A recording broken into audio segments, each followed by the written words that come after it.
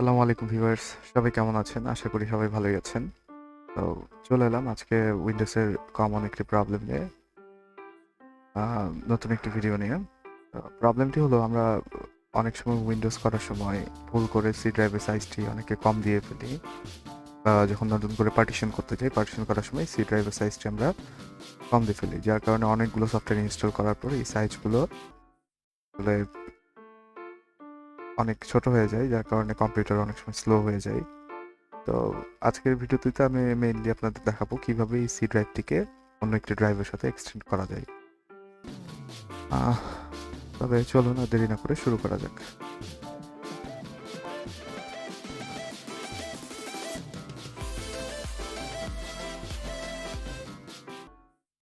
তো নর্মালি আমি কি করতে চাই, আমি সি ড্রাইভটি আমার রয়েছে বর্তমানে 98.6 জিবি, আর এখানে অন্য একটি ড্রাইভ রয়েছে অ্যাপ্রক্সিমেট 20 জিবির মতো।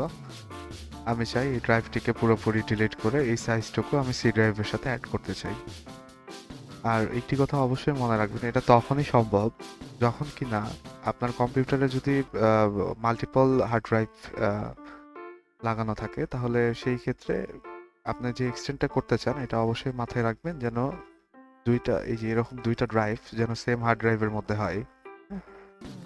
সেম হার্ড ড্রাইভের মধ্যে অবশ্যই হইতে হবে। তো এই নর্মাল এক্সটেন্ডের জন্য আমার কি করতে হবে, আমার শুরুতেই দিস পিসিতে মাউস রাইট ক্লিক করে ম্যানেজ নামে যে অপশনটি রয়েছে এখানে ক্লিক করবো। এখানে আসলে স্টোরেজের আন্ডারে ডিস্ক ম্যানেজমেন্ট নামে একটি অপশন রয়েছে। এটাতে ক্লিক করলে আমি দেখতে পাচ্ছি আমার কম্পিউটারে দুইটি হার্ড ড্রাইভ লাগানো রয়েছে। একটা ডিস্ক 0 যেটা নর্মাল একটা এসএসডি কার্ড লাগানো, আর ডিস্ক 1 যেটা এটা নর্মালি হার্ড ড্রাইভ লাগানো। তো আমি চাচ্ছি এই যে দেখুন আমার যে পার্টিশন দুইটি রয়েছে, দুইটি পার্টিশন আমার সেম হার্ড ড্রাইভের আন্ডারে। হ্যাঁ, যেমন সি ড্রাইভ আর এইচ ড্রাইভ দুইটি রয়েছে আমার এসএসডি কার্ডের আন্ডারে। তো অবশ্যই আপনারা এক্সটেন্ড করার সময় এই জিনিসটা মাথায় রাখবেন, যাদের কম্পিউটারে মাল্টিপল হার্ড ড্রাইভ লাগানো আহ, তারা সেম ড্রাইভের আন্ডারে আপনারা একমাত্র এক্সটেন্ড করতে পারবেন। আপনারা চাইলে কিন্তু এই যে এই হার্ড ড্রাইভ থেকে এসে এখান থেকে হয়তো 50 জিবি 60 জিবি বের করে এটার সাথে সি এক্সটেন্ড করতে পারবেন না। দুইটাকে সেম হার্ড ড্রাইভের আন্ডারে হইতে হবে অবশ্যই।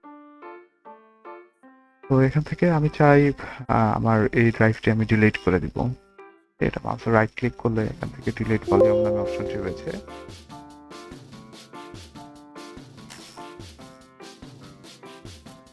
তো নর্মালি এটি ডিলিট হওয়ার পর এরকম ব্ল্যাক কালার একটা আনঅ্যালোকেটেড স্পেস ক্রিয়েট হয়ে যাবে। আমি চাইলে এই 20 জিবিটা সি ড্রাইভের সাথে এক্সটেন্ড করতে পারি। এখন সি ড্রাইভে নর্মালি এসে আমি রাইট ক্লিক করে এক্সটেন্ড ভলিউম অপশনটিতে ক্লিক করব।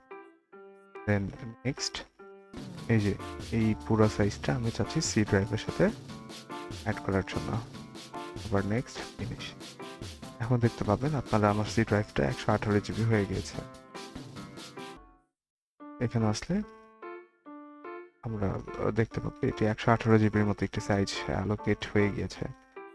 তো অনেকের ক্ষেত্রে এই ডিরেক্ট এক্সটেন্ড অপশনটি নাও আসতে পারে। যদি ডিরেক্ট এক্সটেন্ড অপশনটি না আসে, সেই ক্ষেত্রে কি করবেন, জাস্ট নর্মালি উইন্ডোজ এখানে যে টাইপ করবেন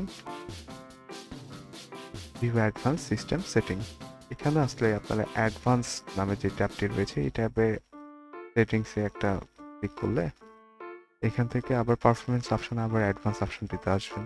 এখানে আসার পর ভার্চুয়াল মেমোরি নামে যে স্লটটি রয়েছে এখানে চেঞ্জ করতে হবে। কি চেঞ্জ করতে হবে? এখানে দেখুন automatically manage paging file size for all drives, paging file size for each drive, এটা টিকমার্কটি আনটিক করলে সবসময় মাথায় রাখবেন আপনারা সি ড্রাইভটাকে সবসময় সিস্টেম ম্যানেজড, হ্যাঁ, সিস্টেম ম্যানেজড থাকবে। আর এখানে যদি যে ড্রাইভটি থেকে আপনারা এক্সটেন্ড করতে চাচ্ছেন এটাকে আপনারা নো পেজিং ফাইল ধরুন সি আর ই, এটা আমার ক্ষেত্রে হবে না, কজ আমার দুইটা ড্রাইভ আলাদা, দুইটা হার্ড ড্রাইভ আলাদা। আমার পুরো সি ড্রাইভটি রয়েছে একটি এসএসডিতে, আর বাকিটি রয়েছে নর্মাল হার্ড ডিস্কে।